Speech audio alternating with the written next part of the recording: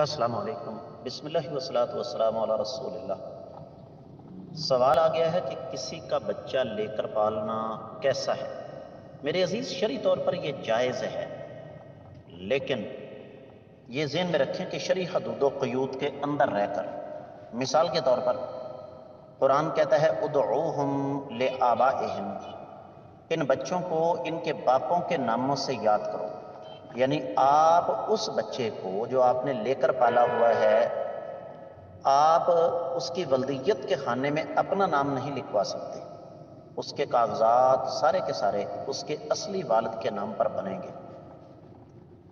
اور وہ بچہ جو آپ نے لے کر پالا ہوا ہے جوان ہوتا ہے تو آپ کی بیٹیاں اس کے لیے غیر محرم، آپ کی بیوی اس کے لیے غیر محرم۔ اگر بچی لے کر آپ نے پالی ہے تو وہ بڑی ہوتی ہے تو وہ آپ کے لیے غیر محرم ہوگی، آپ کی وراثت میں اس بچے کا کوئی حصہ، کوئی حق نہیں ہوگا۔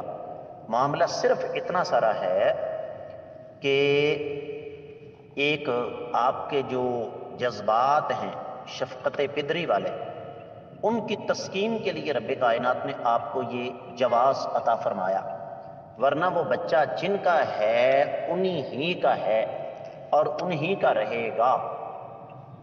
اور یہ عام طور پر دیکھا گیا ہے کہ جو لے پالک بچے ہوتے ہیں جب وہ بڑے ہوتے ہیں نا، جس کو ہماری محاوراتی زبان میں کہتے ہیں جب ان کے پر وغیرہ نکل آتے ہیں تو یہ پنچھی ہوتے ہیں، اڑ جاتے ہیں، یہ واپس اپنے والدین کے پاس ہی چلے جاتے ہیں، اللہ ماشاءاللہ بہت کم کیسز میں ایسا ہوتا ہے کہ وہ وہاں پر رہیں۔